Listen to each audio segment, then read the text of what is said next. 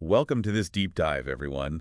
This time we're going to be tackling servicialization. Servicialization. Yeah, it's this whole idea of how businesses are, well, kind of shifting from making things to, providing those really immersive Oh, experiences. interesting. It's like we've moved beyond the information age and we're squarely in the service age now. Right. Think about it. How much of your day revolves around services now? Oh, tons. I mean, streaming music, ordering groceries. Yeah, pretty much everything these days. And it's not just us, right? Yeah. One of our sources actually says the service industry is becoming the dominant force in a lot of economies. Yeah, outpacing even manufacturing in some cases. Wow, that's wild. What's driving that kind of growth? Hmm. Well, there's definitely that, the convenience factor, but it's deeper than that, I think. Our sources point to this trend. Companies have gotten so incredibly efficient at producing goods. Oh, Like, think about how automated factories are now. There's not much room left for like groundbreaking innovation in making stuff. so the focus is shifting, huh? Yeah, to services. It's where there's this whole new landscape for creating value and, standing out from the competition. It's not just about churning out more stuff, it's about crafting better experiences. Exactly. And one of our sources, Thomas Kostrua, I think really hits this point home. Oh, yeah. He talks about how companies have basically squeezed every last drop of efficiency out of manufacturing. So now the real fight, the battleground, is in delivering those exceptional services. Makes sense. And that's where things get a little more complicated Yeah. because those, traditional business models, the ones built around making physical goods, they don't translate well to services. You can't exactly mass produce a haircut, right? No, definitely not. Or put a financial consultation on an assembly line. You'd probably get some pretty bad advice. Yeah. It's like trying to force a square peg into a round hole. Ha ha ha. Exactly. And speaking of square pegs and round holes, another expert we're diving into today, Paul G. Huppertz, he makes a great point about this. He says, trying to uh, optimize a bank like a factory is just a recipe for disaster. Oh, interesting. You can't just streamline customer interactions and expect to create a positive experience from that. No, not at all. Services they're just fundamentally different, right? Yeah, they're intangible. They involve directly interacting with the customer, and they're consumed, like, right then and there. So we need a whole new way of thinking about how we design and deliver and, manage all these services. Absolutely. And that's where this concept of servicialization comes in. Servicialization. Yeah, sounds a bit like a mouthful, I know. But from what I've gathered, it's like a systematic approach to service delivery, Mhm. almost like a blueprint for how to be excellent at providing services. Oh, I like that. And Paul G. Huppertz, who we mentioned before, he's like a key figure in this field, right? Oh, yeah, definitely. He developed this framework called the Lambda model. The Lambda model. Yeah, it's all about, providing this structured approach to achieving service excellence. Mm-hmm. It's like taking the best practices from, well, the world of manufacturing, things like standardization and optimization, Mm-hmm. and then adapting them to those unique challenges that come with delivering services. That makes a lot of sense. So it's like taking those lessons from the Industrial Revolution and applying them to this service revolution that's happening. Exactly. And what's interesting is Thomas Kostrua, he compares this to Edison's inventions. Oh, really? Yeah. He says even brilliant ideas often need, like, a champion, someone to bring them to market, someone to refine them, make them practical, and really demonstrate their value. And that's what these pioneers of servicialization are doing. I see, yeah. They're taking this powerful idea and showing everyone how to actually put it into practice. Okay, I'm starting to get the big picture, Yeah. but I am definitely eager to dive, deeper into the specifics. What are some of those like core principles of servicialization, and how does this Lambda model actually work? So one key principle is the idea of, like, precisely defining the service that's being offered. Okay. It's easy to talk about services in these, vague terms, but servicialization is all about using that clear, unambiguous language to describe exactly what's being provided. So it's like having a detailed contract that outlines exactly what the customer is getting and what the provider is, committing to. You got it. And this helps to, like, avoid any misunderstandings, to set clear expectations, and ultimately create a more satisfying experience for everybody involved. That makes a lot of sense. Yeah. And I'm guessing this emphasis on precision carries through to other aspects of service delivery as well. Absolutely. Servicialization also stresses the importance of standardizing processes. Okay. This is to ensure consistency and efficiency. Like, think about it. If every time you go to a restaurant, the service is completely different, it'd be pretty frustrating, right? Yeah, definitely. You want to know what to expect. You want to know you're going to get that same level of quality every single time. Okay, so standardization is key. But doesn't that risk making services feel, well, a little impersonal? That's a great question, and that's where, the human element comes in. Standardizing processes doesn't mean you have to eliminate that human interaction. It's more about creating a framework that allows for both consistency, A and D personalization. Yeah. Think about, your favorite barista at the coffee shop. They probably follow a standardized process for making your latte, Yeah. but they also know your name, they remember your order, and they might even chat with you about your day. It's all about finding that sweet spot between efficiency and empathy. Exactly. And another key principle of servicialization is the idea of rationalizing tasks. Okay. This is about making sure that everyone involved in the service delivery is focusing on those activities that create the most value for the customer. So eliminating waste and streamlining processes to make sure resources are being used effectively. You got it. And this often involves looking at the service delivery process from the customer's perspective, really trying to identify any steps or activities that don't add value to their experience. It's almost like applying the principles of lean manufacturing to the world of services. Exactly. And another key concept in servicialization is the service transaction. Every time you interact with a service provider ordering coffee, booking a flight, getting advice from a consultant, you're participating in a service transaction. So what are the elements of a service transaction? Servicialization breaks it down into four key roles. You have the service consumer, the service customer, the service provider, and often service feeders. Okay, those are some interesting terms. Let's break those down. Sure. So service consumer is pretty straightforward, right? That's the person receiving and benefiting from the service. Yeah, right. And the service customer is the one ultimately paying for the service. It could be the same person as the service consumer, or it could be someone else, like, say, an employer paying for their employees' training. And the service provider is, well, the one providing the service. But what about those service feeders? Service feeders are actually fascinating. Think of them as the unsung heroes of the service world. Oh, okay. They contribute to the service delivery, but they don't directly interact with the consumer. For example, if you're getting a haircut, the stylist is the service provider, right? Right. But the shampoo manufacturer, the tool supplier, the salon owner, they're all service feeders. They're all contributing to that overall experience. That's interesting. It's starting to feel like a pretty complex web of interactions here. It is, and that's why having a clear methodology like servicialization is so important. I see, yeah. It helps those service providers understand and manage all those moving parts to deliver those, consistent, high-quality experiences. This is all starting to click for me. We've covered a lot of ground in just this first part of our deep dive, but I'm already starting to see how servicialization can transform the way we think about services. It's not just about being nice to customers. It's about having this, systematic, structured approach to actually delivering value and going above and beyond those expectations. Absolutely. Welcome back to our deep dive into servicialization. We were just talking about the different roles in a service transaction, and, it can get pretty intricate. Service consumers, service customers, those service providers, and the often unseen service feeders. It's like a whole hidden ecosystem. But before we get lost in those details, something's been on my mind. We've been talking about how important it is to clearly define a service, but how do you actually DO that? I mean, services can be so abstract. How do you pin them down with words so everyone's on the same page? That's a really good question. And Paul G. Huppertz, in our sources, he really stresses this. Using the right language is absolutely key to understanding and managing services the right way. He has this core concept that a service, at its heart, is a set of, get this, one-time consumable and perishable benefits. Okay, one-time consumable and perishable benefits. That's a lot to unpack. So one-time consumable, meaning you can't store a service and use it later. Exactly. A haircut's a perfect example. It's done. It's gone. Right, right.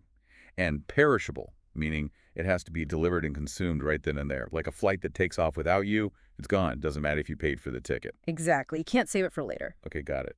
But the benefits part, that seems a bit a bit vague to me. Well, that's where it gets interesting. See, the focus isn't just on the tasks or what you do to deliver a service.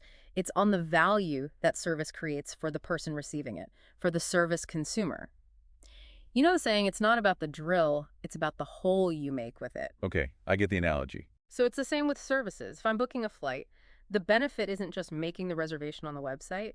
It's being able to travel, the convenience, knowing I've got my seat. The outcome, the result of that service. Exactly. And Huppertz, he gives us a way to define those benefits. He calls them 3 generic service identifiers. Yeah, I'm all ears.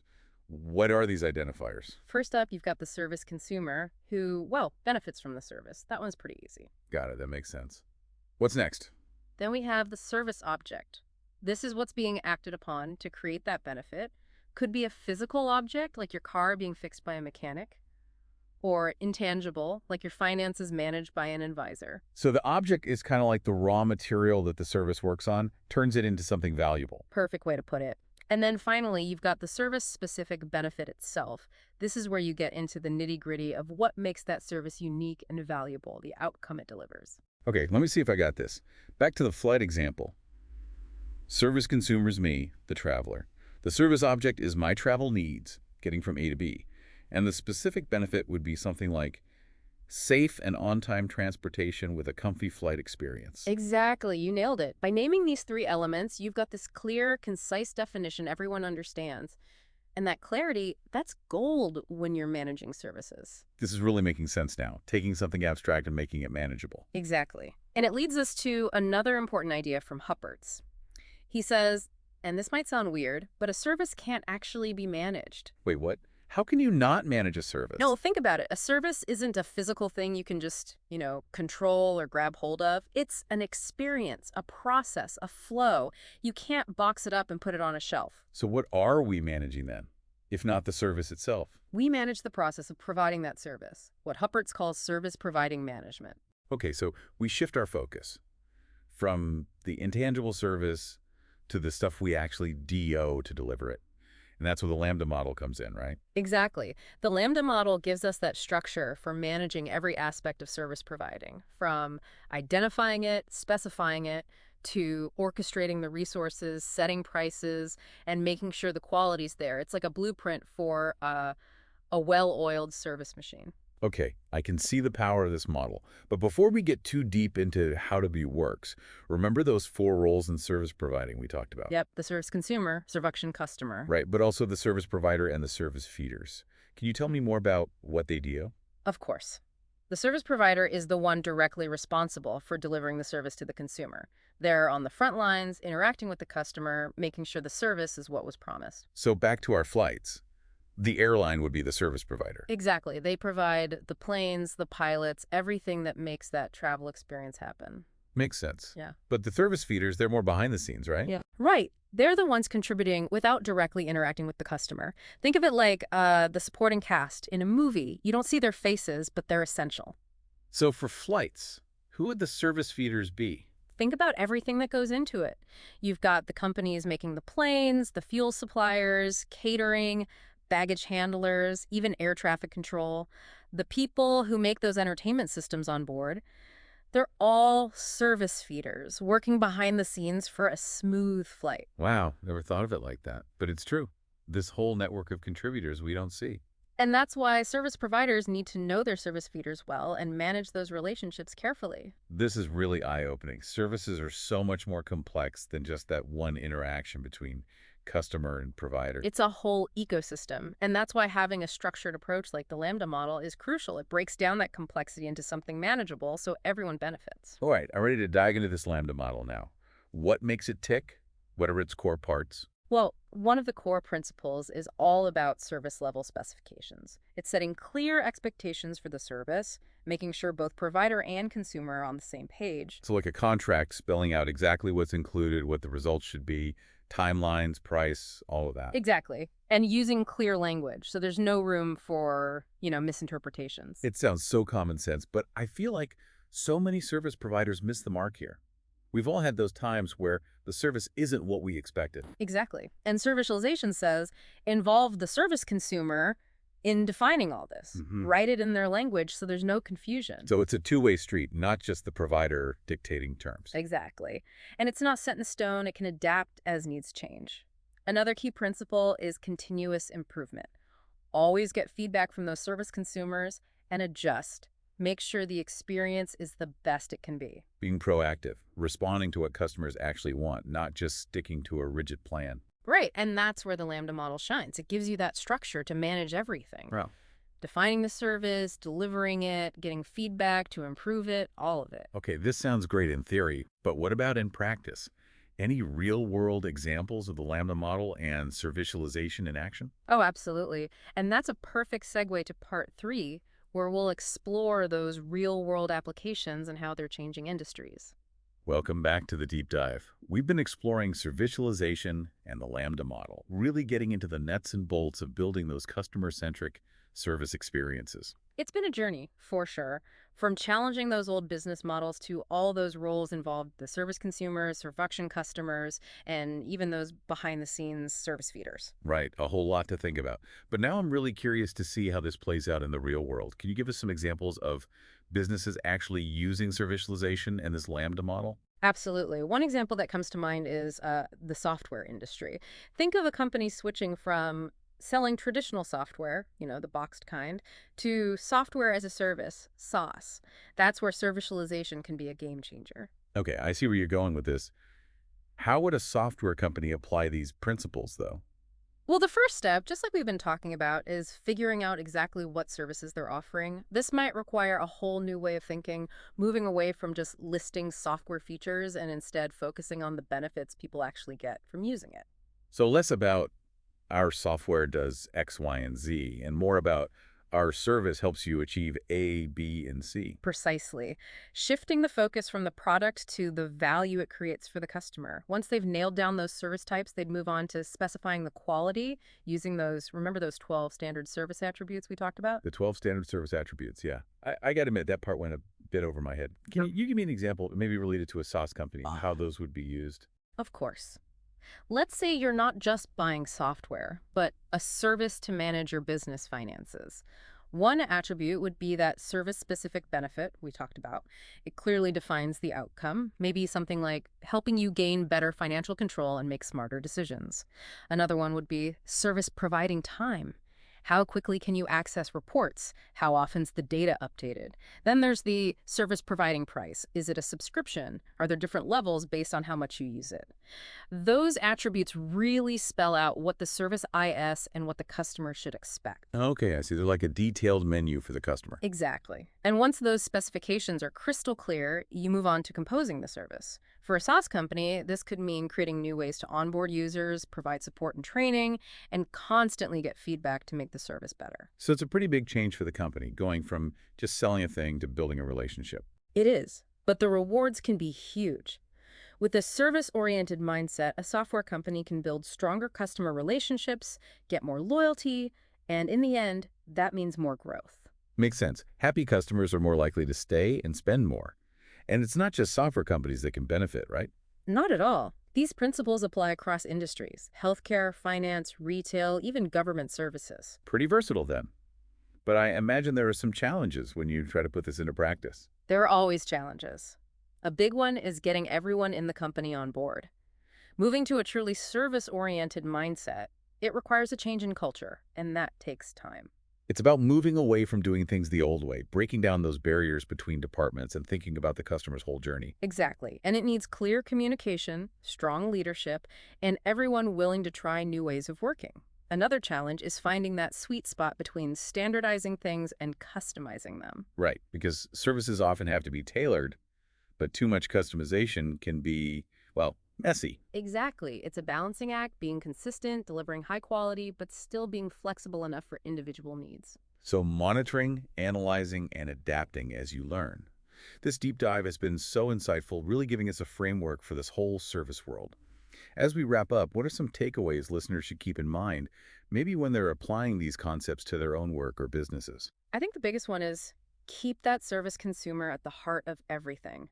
Understand their needs, go beyond their expectations, create value every step of the way. It's easy to get lost in the processes and the tech stuff, but in the end, It's about the people. What else should people remember? Embrace that idea of continuous improvement. Get feedback, analyze how you're doing, and be willing to change to make the service better over time. Building that culture of learning and innovating, always looking to improve. Exactly. And don't be afraid to experiment, try something new. Services are always changing, so be open to new ideas, new tech, new ways to deliver value. That's a fantastic point to end on. This deep dive has been eye-opening, giving us this framework to understand our service-driven world. And as we move forward into a future even more shaped by services, applying these principles of servicialization and the Lambda model, well, it's going to be crucial for anyone who wants to succeed. It's been great exploring this with you. We hope you're feeling inspired to think about services in a new light in your own life and work. Until next time.